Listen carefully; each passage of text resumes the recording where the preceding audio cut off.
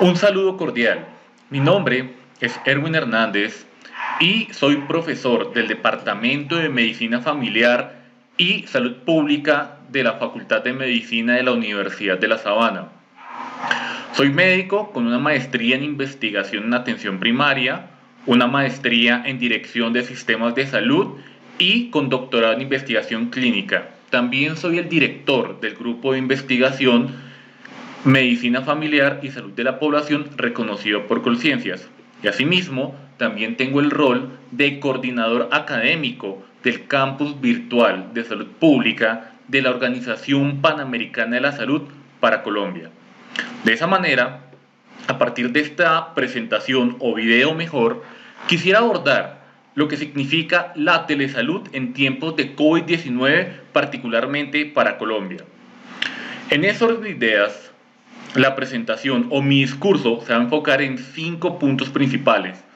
Primero, la justificación y relevancia del tema, seguido de la definición y explicación de lo que es telesalud, luego la normativa de telesalud en Colombia que soporta toda esta serie de elementos y posibilidades para pasar al cuarto tema que es telesalud y COVID, específicamente desde la mirada de telemedicina y teleeducación en salud, para finalizar como punto número 5 con las oportunidades y retos en telesalud. Cabe destacar que esta presentación utiliza imágenes e iconos vectoriales que son libres de derecho y los cuales están distribuidos en toda la presentación. Para poder iniciar con la justificación, cabe destacar que Colombia es un país con diversidad étnica y cultural, con 48 a 50 millones de habitantes dependiendo del director del DANE, también con diversidad en su geografía, en su población, en sus características climáticas, lo cual hacen al país un país único, con distintos elementos.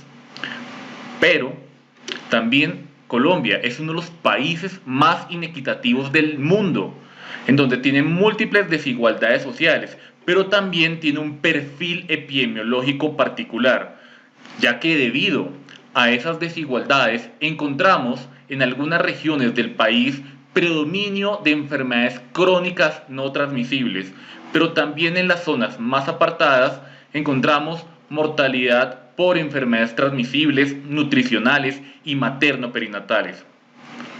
Y aún más, si se suma la relación con el conflicto armado, encontramos que en algunas zonas también hay predominio o relación con ese tipo de enfermedades. Por ende, se encuentra en algunas regiones, por ejemplo, entre Bogotá y La Guajira, una diferencia que puede llegar a ser entre 20 años en la expectativa de vida. Sumado a estas características geográficas y a toda explicación, se resalta la importancia de que la prestación de los servicios de salud y aún más la intervención de las necesidades en salud tiene implícito, por lo menos, el abordaje desde 5 actores. El primero, los tomadores de decisiones, seguido de las instituciones prestadoras de servicios de salud, en confluencia con los recursos humanos en ejercicio, con la academia, en la cual nosotros tenemos la responsabilidad de formar recursos humanos que sean sensibles y que puedan responder a estas necesidades, y por último a la comunidad. Y es ahí en donde la telesalud se convierte en una alternativa importante en la coyuntura actual para poder responder a las características y particularidades del país y no seguir perpetuando dichas desigualdades previamente mencionadas. Esto nos lleva a mencionar que a inicios del 2020 en Colombia y particularmente en el mundo ocurre la pandemia por COVID-19, la cual ha traído una serie de medidas, dentro de las que se destaca el aislamiento preventivo obligatorio, en donde las personas secuencialmente y de manera prolongada han quedado en sus hogares, también algunas medidas de higiene. La prestación de servicios de salud se ha disgregado desde dos focos. El primero para poder responder al COVID-19 preparando estos servicios de salud, pero también para poder responder a este perfil epidemiológico particular, el cual en algunas regiones ha quedado desatendido. Y por todo lo anterior, por toda la justificación, es que la telesalud juega una importancia fundamental para poder realmente subsanar a estas desigualdades y responder no solo al COVID, sino también a este perfil particular. En ese orden de ideas, iniciaremos con las definiciones. Ya después de entender esta justificación y por qué la telesalud es fundamental tanto a las particularidades del país como a la coyuntura actual, la primera definición que surge es la definición de e-health, cibersalud o e-salud, reconociendo que cuando uno hace búsqueda a partir de diferentes referentes, encuentra que algunos lo pueden confundir con salud digital, salud 2.0 u otro tipo de definiciones. Pero para términos prácticos, para esta presentación o este discurso, e-health, cibersalud e e-salud para la Organización Panamericana 2013 es lo mismo y se define como el apoyo a la utilización coste eficaz y segura de las tecnologías de información y comunicación para ofrecer servicios de salud y ámbitos relacionados con ella, en donde la documentación, la educación, los conocimientos y la investigación se encuentran integrados. ¿Y qué elementos constituyen o hacen parte de esta e-health?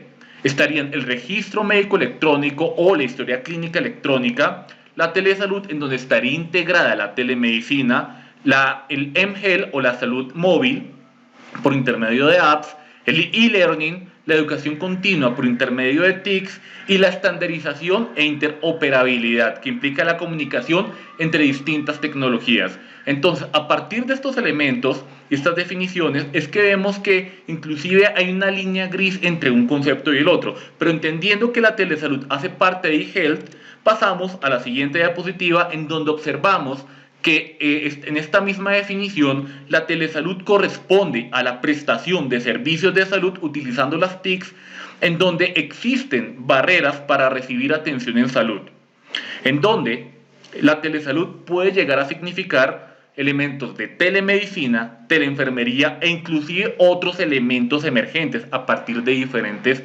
referentes, en donde la telemedicina hace referencia a la incorporación de las TICs en la práctica de la medicina curativa.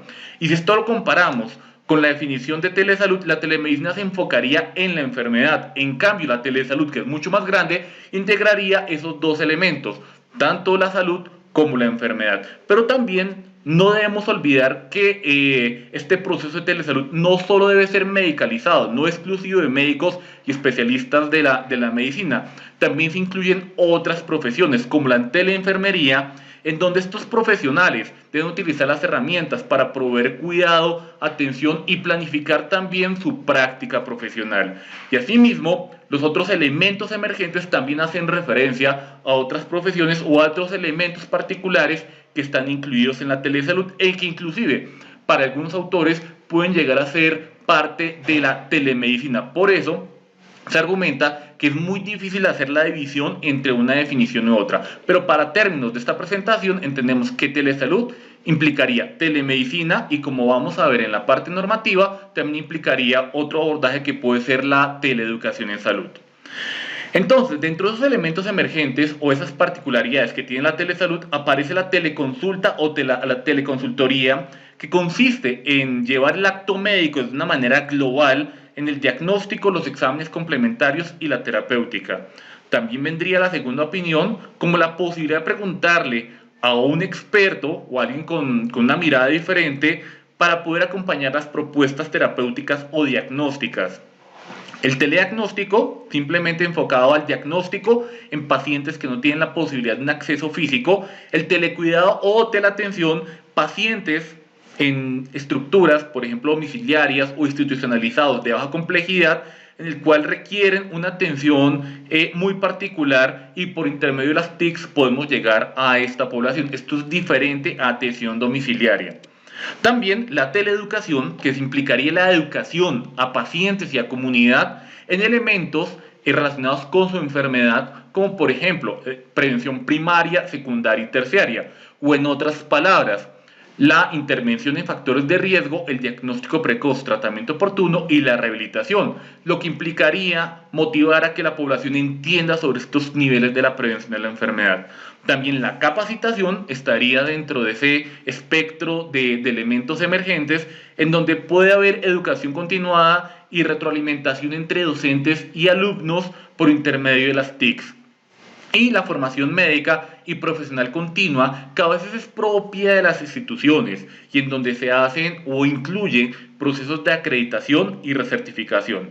Asimismo, encontramos elementos de teleadministración, que es la administración o el personal administrativo por medio de las TICs para mejorar el control de citas, la facturación, inventarios o la planificación estratégica.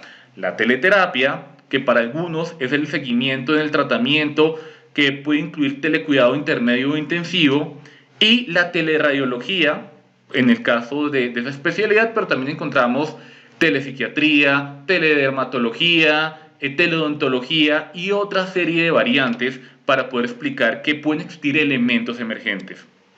Así que, a partir de lo anterior y de entender esos elementos conceptuales, es importante ahora revisar la normativa de telesalud en Colombia. Y bajo eso se revisarán 3 normativas particulares. La primera, la Ley 1419 del 2010, la cual establece los lineamientos para el desarrollo de procesos de telesalud en Colombia, en donde se entiende esta telesalud como ese conjunto de actividades de salud, servicios y métodos, por el cual se incluyen las TICs. Y aquí emergen 2 elementos principales, o la telesalud para la normativa colombiana se divide en 2, telemedicina y teleeducación en salud. Y la telemedicina, como ya lo mencioné, pero aquí ya de manera específica, consiste en proveer servicios de promoción, prevención, diagnóstico, tratamiento y rehabilitación por intermedio de las TICs. Y la teleeducación consiste en utilizar esas tecnologías de información y comunicación para mejorar la práctica educativa a distancia. Elementos que, si lo analizamos a la coyuntura actual, terminan siendo muy relevantes y ambos aplicarían para entender la dinámica de lo que es integralmente la telesalud. Asimismo, posteriormente, años posteriores, exactamente el año pasado, se establece o se formula la resolución 2654 del 2019, en la cual se establecen las disposiciones de telesalud, pero de manera específica la práctica de la telemedicina en el país, en donde se definen los elementos del sistema único de habilitación para regular o mejorar la habilitación de este tipo de modalidad de prestación de servicios. Y a partir de acá se le recomienda a las personas que van a instaurar o quisieran instaurar este tipo de elementos de telemedicina específicamente, que se cumplan estándares para poderse habilitar, y asimismo que se garantice la formación continua, y aquí se integra con el otro término de telesalud, para el manejo de la tecnología utilizada y en los diferentes procesos, pero también para garantizar ese proceso de educación permanente. Lo que llevaría también a la resolución, pero no los voy a detallar porque sería muy larga la presentación, a establecer definiciones para el contexto colombiano. Estas definiciones son muy importantes a la hora de justificar y entender qué significan. Entonces, en la resolución se define qué es acceso, actividad en salud, firma digital versus firma electrónica, la infraestructura tecnológica que se podría requerir, la inteligencia artificial, los mensajes de datos, la diferencia entre lo que es un mensaje de comunicación, un método sincrónico versus el asincrónico, la modalidad de prestación de servicios, el prestador remisor de telemedicina, el prestador de referencia de telemedicina, el proveedor tecnológico, los recursos, redes sociales, servicios de telesalud, tecnologías de información y comunicación, y nuevamente definen lo que es telemedicina y telesalud.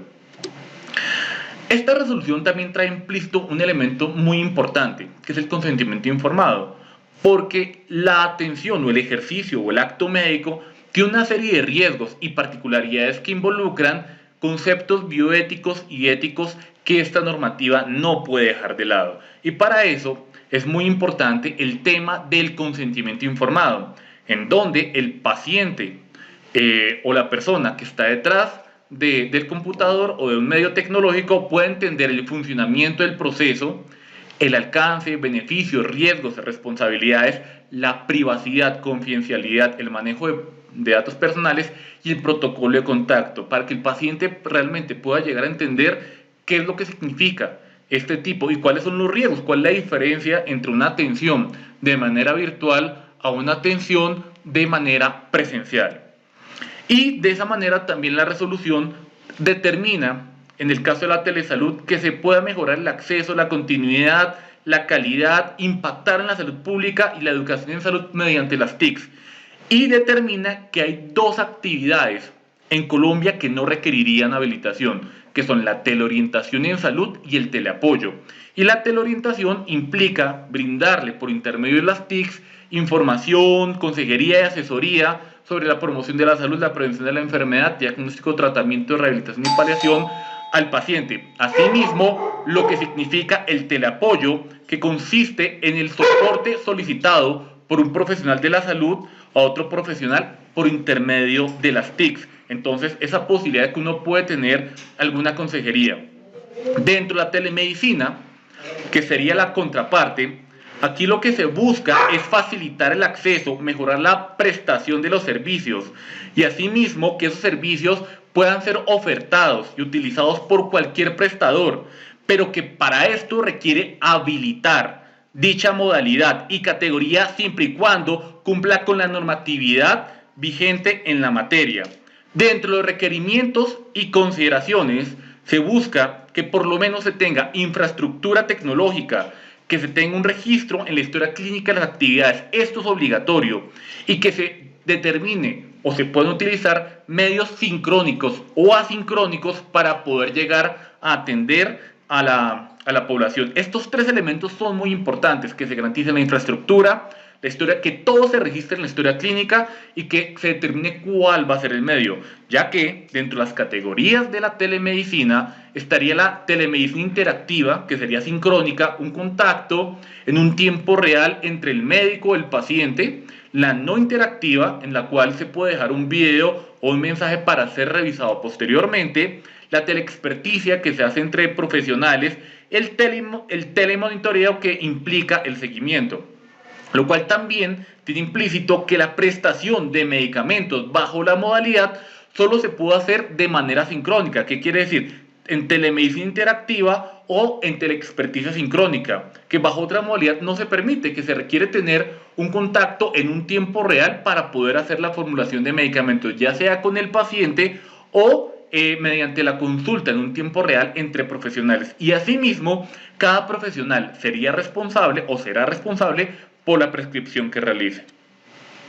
Por último, dentro de la normativa, de manera reciente y consecuencia de la pandemia y de los primeros casos que se empezaron a presentar en el país, desde la Presidencia de la República formulan el decreto 538 del 2020.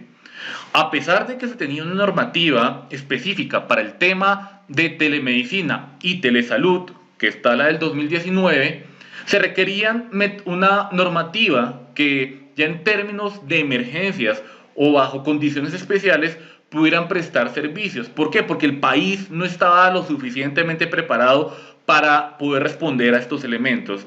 Y para eso, este decreto 538 estableció la autorización en 5 elementos. Primero, adecuar temporalmente un lugar no destinado a la prestación de servicios dentro o fuera de las instalaciones. Entonces, permite prestar servicios de manera más flexible. Reconvertir o adecuar un servicio de salud temporalmente para la prestación de otro servicio. ¿Qué quiere decir? Que si antes en la institución se prestaba un servicio, ahora de manera temporal se puede prestar otro servicio. Asimismo, habilitar la capacidad instalada del servicio habilitado, prestar servicios en modalidades o complejidades diferentes a las habilitadas o prestar otros servicios no habilitados, y entre estos los temas de telesalud y telemedicina. O sea, el decreto permite y faculta, y es muy importante entender que en muchos lugares del mundo, al revisar distintas experiencias, ha ocurrido lo mismo y en general no se conoce mucho del tema, más allá de la interoperabilidad, los dispositivos, porque había muchas instituciones que venían avanzando, pero la mayoría del país no, y se hacía necesario y desde mi punto de vista se considera fundamental que el país, a partir de esas desigualdades, pueda llegar a responder. Y para esto se considera, en el caso de telesalud, que se flexibiliza la habilitación de servicios, que se pueden implementar plataformas digitales con estándares básicos. Aquí no se requiere ninguna plataforma grande de audio o video que permitan el diagnóstico y seguimiento del paciente. Se teniendo en cuenta o flexibilizando el principio de seguridad en el literal G del artículo 4 de la ley 281 del 2012. Entonces es muy importante tener en cuenta. Y a partir de eso también el decreto establece la prescripción de medicamentos por telesalud. Y para esto, bajo la modalidad de telemedicina, se puede. Y para poder regular ese acto y ese consentimiento médico, se requiere que se envíe la prescripción con firma escaneada y firmada por el médico tratante. O sea, que se puede hacer de manera escaneada, se le puede enviar al paciente, pero también para evitar que el paciente no salga de la casa, o sea, todo de manera digital. Pero asimismo, que los pacientes, como mencionamos en el tema del consentimiento informado, envíen una imagen del documento firmado o manifiesten de manera verbal que realmente autorizan el acto médico por intermedio, y todo esto tiene que quedar registrado en la historia clínica, en donde de manera libre, voluntaria y consciente el paciente autoriza por esta modalidad. Y asimismo, para poder regular el tema y poder hacer vigilancia, se lo solicita al prestador de servicios de salud por medio de un registro especial que suministre la siguiente información. Si no la suministra en un tiempo prudencial, se entenderá el permiso de manera automática: el nombre del servicio, la modalidad en la cual se va a prestar, en este caso en telesalud o telemedicina, mejor, la complejidad en la que se prestará, el domicilio en el que se prestará, la capacidad instalada, en el caso de que aplique, porque por ejemplo hay servicios que pues sí requieren una capacidad instalada, en el caso de telemedicina no es tan complejo, servicios interdependientes cuando aplique, y el correo electrónico de contacto. Entonces, recapitulando, y ya para términos específicos de lo que es la telemedicina, se requerirían solo 5 de estos 7 mencionados. Por otro lado, al revisar distintas experiencias en el mundo de lo que ha significado la telesalud y COVID-19, encontramos artículos del año 2020 en el cual han mostrado el avance y distintas experiencias, tanto en el mundo o de manera regional, de lo que ha significado la telemedicina y la teleeducación en salud. Y en este punto de la presentación resulta pertinente, después de analizar las limitaciones y la normativa colombiana, y lo que Colombia hizo, es qué han hecho otros países y ante el COVID-19, qué es lo que realmente se puede hacer y eso cómo es percibido en el mundo. Y para eso, distintos autores consideran que la telemedicina, en este caso particular, se considera como una estrategia idónea, de bajo costo y de fácil acceso a la población para llegar a responder. Y se considera la primera línea de defensa de los profesionales de la salud para frenar la propagación del COVID-19. ¿Y bajo qué manera? Brindando servicios por teléfono o videoconferencia. Esto en el mundo se considera, o sea, prestar servicios no por una plataforma tan especializada, sino por teléfono, también es contemplado en el mundo. Podría ser factible. Ayudar el control de casos leves y de patologías crónicas también puede servir para no saturar los servicios y no exponer a la población a riesgos innecesarios. Y focalizar los recursos sanitarios a los casos más urgentes. Entonces, si yo desaturo los servicios de salud con servicios de telemedicina, entonces eso implica que mi servicio se va a concentrar en los casos que realmente lo requieren, pacientes COVID positivos y ya en condiciones graves. Asimismo, la literatura establece que para el tema de telemedicina y COVID-19 hay una serie de beneficios. Entre ellos, se ha demostrado que reduce el tiempo de diagnóstico e el inicio del tratamiento en personas que están en aislamiento. Permite la monitorización de pacientes para que se queden en la casa y no salgan. Coordina recursos de salud en zonas distantes. Previene el riesgo de contagio en población general, pero también de los profesionales de la salud. Porque si yo mantengo a la población en la casa, pues el riesgo de que el profesional de la salud se contagie, porque normalmente no se da de manera contraria, disminuye. Informa a la población, que es muy importante. Reduce costos del material antiséptico, porque los pacientes no van a asistir tanto a los servicios de salud. Fortalece la formación de recursos humanos en salud y monitoriza los datos de tiempo real. Asimismo, viendo experiencias en distintos países, por ejemplo, en el caso de Estados Unidos, Japón y Europa, se demuestran que están experimentando procesos de telemedicina, porque esto en el mundo en general fue nuevo, nadie se considera referente, y sobre todo para la coyuntura actual. Antes se hacían procesos aislados en zonas vulnerables, pero esto implica para todo un país, y países como Estados Unidos, Japón y muchos países de Europa les ha tocado empezar a experimentar, porque esto también es nuevo para todos, no solo para Colombia, es para todos los países. En China, por ejemplo, se estableció un sistema de emergencia en el cual, de manera articulada con los sectores de telefonía 5G, se articularon con el hospital para hacer sistemas de seguimiento y de telemedicina. En Singapur, por intermedio de sistemas satelitales GPS, se pudo hacer seguimiento en la población y reducir la cadena de transmisión. Entonces se hace un seguimiento continuo y muy cercano. En Corea del Sur, en donde la telemedicina se considera una práctica controversial alrededor del año 2018, se ha visto que, consecuencia del COVID-19, muchos hospitales lo han empezado a incrementar. Esto ha hecho cambiar la forma, y esto implica una gestión del cambio, cambiar una serie de paradigmas. En España, servicios públicos privados de manera longitudinal y transversal han mejorado la formulación electrónica, y esto también ha ayudado a los servicios de atención primaria. En India se han documentado iniciativas en telemedicina, pero también en lo que es telemedicina en general para tema de diagnóstico y tratamiento. En Estados Unidos hay autores que consideran que es una estrategia y una oportunidad importante para rehabilitación cardiopulmonar. En España se ha utilizado para soporte domiciliario en adultos mayores institucionalizados con deterioro cognitivo moderado o demencia moderada, en donde no se encuentran diferencias estadísticamente significativas con las intervenciones tradicionales presenciales. En Brasil, que ha sido tan polémico este país, se ha visto que ha incrementado la demanda de los servicios de telemedicina y se considera como una oportunidad para implementar la telemedicina, y lo están considerando. Asimismo, un estudio en Australia, Reino Unido y Estados Unidos sobre la telesalud en COVID-19 determinó cuánto estaban invirtiendo los países. Por ejemplo, Australia ha invertido alrededor de $500 millones inicialmente en dos sentidos. Uno, para mejorar los procesos de seguimiento a pacientes COVID positivos, pero también para poder crear un modelo de aislamiento y mantener los servicios de atención primaria y seguir teniendo prestación de servicios de salud bajo esta modalidad. En Reino Unido solo 10 millones, ha estado muy limitado, y ellos consideran que el proceso ha sido lento. Y en Estados Unidos se han invertido $200 millones, y, por ejemplo, se ha documentado que se han incrementado las consultas por plataformas no convencionales como Skype o FaceTime, que incluso cuando uno revisa en el caso colombiano y conversa con otros prestadores de servicios, aquí en Colombia se ha visto que se ha incrementado la consulta por intermedio de WhatsApp. Esto para ver que no es solo dentro de nuestro contexto particular.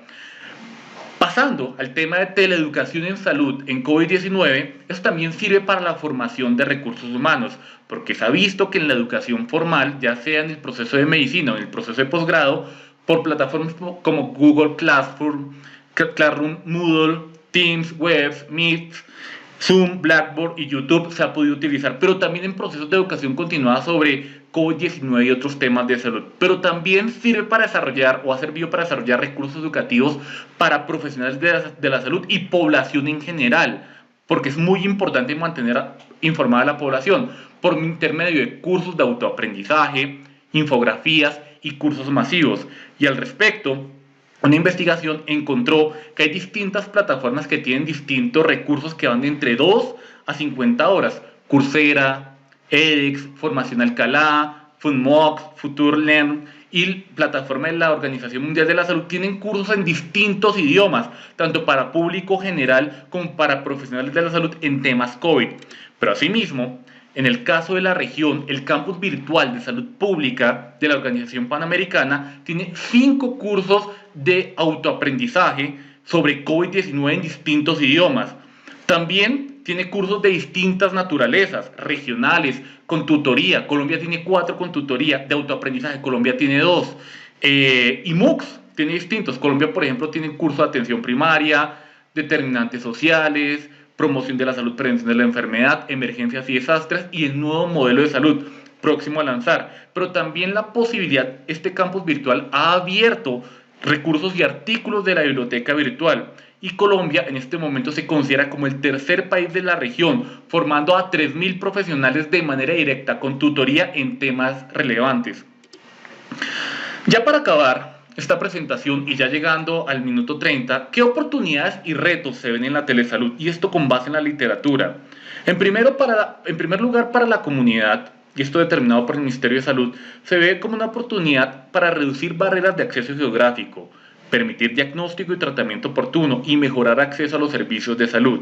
Para los profesionales ayuda en la toma de decisiones, ayuda en el proceso clínico, disminuye la variabilidad diagnóstica, incrementa la seguridad y confianza y permite mejorar las competencias mediante educación continuada. Y para las instituciones prestadoras o inclusive las empresas promotoras de servicios de salud, mayor cobertura y reducción de costos.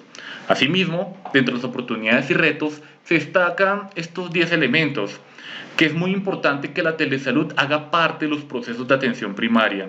Es muy importante que los recursos de telesalud se ajusten al perfil epidemiológico de cada región y que se desarrolle de acuerdo a las particularidades, pero que también se invierta, que haya inversión económica, situación que no ha ocurrido en Colombia. Colombia no hizo una inversión específica en recursos de telesalud, cosa o situación que sí ocurrió en otros países. Formación a distancia, incorporación de las TICs en los países, se considera que es una brecha, es muy importante ir más allá y que no haya barreras geográficas en cuanto, por ejemplo, a conectividad. Documentación de experiencias de telesalud, es importante documentar qué ocurre, qué es favorable o qué es desfavorable, porque esa es una limitación que tuve para hacer la presentación de hoy, no tenía mucha información. Hacer proyectos pilotos y de demostración, expansión institucionalización, la definición de roles, la regulación y más normas, pero no normas restrictivas, sino normas proactivas que permitan tener incentivos para este tipo de prácticas, innovación e investigación y evaluación de proyectos. Y asimismo también se encuentra que en telemedicina hay unas ventajas y desventajas, y entre las desventajas, porque no he hablado de ese tema, se amenaza la confidencialidad y privacidad, la aceptación y la capacidad de tecnología, la afectación de la relación médico-paciente, la seguridad, porque posiblemente al no tener la posibilidad de tener un examen físico, pues los datos no son tan confiables, los costos de implementación, la posibilidad de manipular datos y la incompatibilidad de sistemas de monitoreo de pacientes y sistemas de registro. Esas pueden llegar a ser las desventajas, pero las ventajas pueden ser múltiples, como está en la tabla. Y asimismo, la teleeducación en salud puede generar procesos de educación continuada, y en esos procesos actualizar sobre COVID, continuar procesos de educación formal, como en el caso de medicina y otras residencias u otros programas de pregrado, como enfermería, odontología, fisioterapia y otros. A continuar, no quedarse, porque es necesario el talento humano que se siga formando. Claro, esto implica que puede haber polémica en cuanto a que no se tiene en la práctica, pero eso se puede subsanar posteriormente. La apertura de educación no formal, múltiples plataformas y cursos de otro tipo de cosas. Pero también al profesional le ayuda a tener mayor cercanía a la población, porque este aislamiento también puede implicar esa serie de elementos. Y en las comunidades, mantener la población informada, sensibilizar la importancia del autocuidado y la autorresponsabilidad, porque es que esto no es solo el profesional, la población también tiene que poner de su parte, prevenir el riesgo de contagio y educar sobre factores relacionados con el COVID-19, la importancia de la salud mental en la casa, el cuidado de los niños, el cuidado del adulto mayor, la polifarmacia, la actividad física, la higiene, la nutrición, entre otros. Y ya para finalizar, dentro de las conclusiones de lo que significa la telesalud, incluida la telemedicina y la teleeducación, particularmente lo quise centrar en 7 elementos. Esto ayuda a continuar prestando los servicios de salud y sobre todo en las particularidades que tiene Colombia. Mantener el aislamiento obligatorio, controlar patologías crónicas y leves, pero también fortalecer o focalizar mejor los recursos para los casos graves, urgencias y unidades de cuidados intensivos. Mantener al recurso humano en salud informado y capacitado en COVID y en general en otras temáticas de medicina. Educar y sensibilizar a la población sobre la coyuntura y por último adaptarse a las condiciones de cada contexto y a las particularidades. Para eso es que ayudaría en términos generales este tema de telesalud. Y en el caso de que tengan preguntas, estarían los datos de contacto, estaría mi correo, mi Twitter, mi Instagram y mi YouTube para que ustedes puedan avanzar y tener mayor información al respecto. Muchísimas gracias.